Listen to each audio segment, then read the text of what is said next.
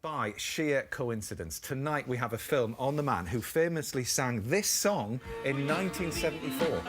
Yes. It's an amazing coincidence. I mean, how on earth would that happen? I don't think that song's called Cuckoo, Matt. Well, it's cuckoo, cuckoo, cuckoo. It's cuckoo, and then it just goes on for that. We always like to take it a little bit further on the one show. Have you noticed? We start with the topic and then we just take it a bit further. All right, Anyway. all right, Grandad, all right, Grandad.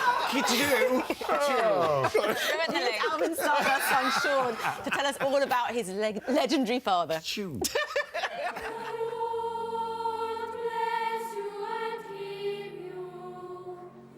Well, morning assembly's finished. We're heading back to Reigate Grammar School, where I'm the headmaster. A very different career to my father. He was Alvin Stardust, and despite his dark and broody image, he'd have been much more at home here at school.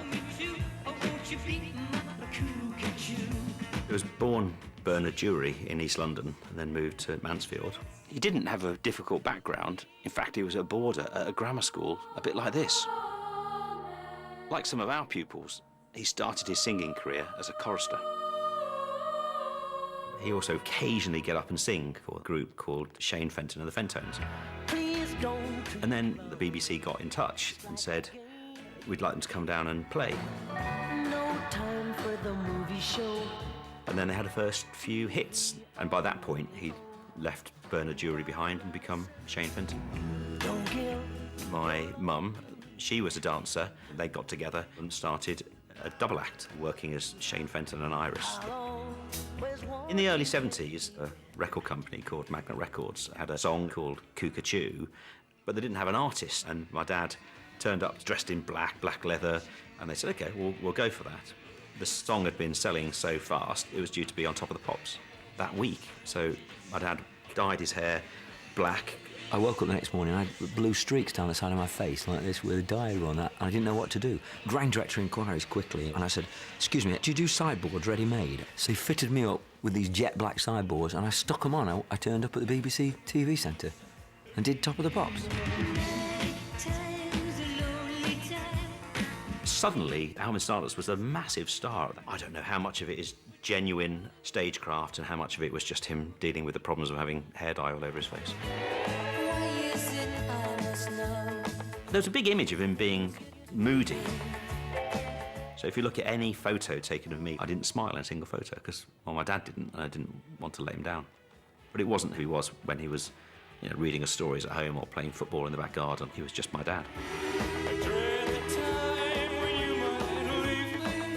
All that success came at a cost. My mum and dad split up, and that was devastating for all of us, really. I missed my dad. Into the 80s, I'd started at my senior school. Actually, that was the time when he felt most like my dad. When he came to watch me playing rugby, yeah, he embarrassed me cheering, but it meant a lot that he was there. Well done, boys. He had a new era of chart success. I think he had 4 or 5 top 40 hits in the space of 2 or 3 years. A very different image, no longer black leathers and a big quiff, but starting to be more himself. I've been losing sleep, thinking really deep. I found my relationship with my dad became its best, I suppose, when I became a headmaster. He was surprisingly keen on the importance of education. We were able to talk as two men, as two fathers, and that was great. No sounds. He was diagnosed with cancer when he was about 70. He never stopped working, and he'd say, I need you to listen to this track. And he was really hopeful that this was going to be a big album for him. Till I die.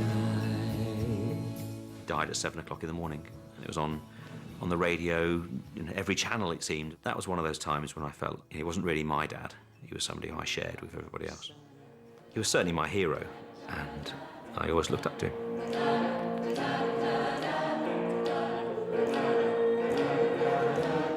Of course, in teaching, it's the students who are the stars.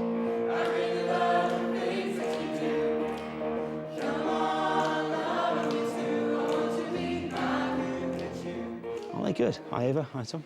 I'm so proud of them. What do you make of it? I really like it, yeah. I've actually seen the video of it on YouTube. It's interesting because my mum's friend, Joanna Lee, used to sing with Alvin Stardust. Oh, did she ever? Yeah. So Small world. Yeah. Yeah. Yeah.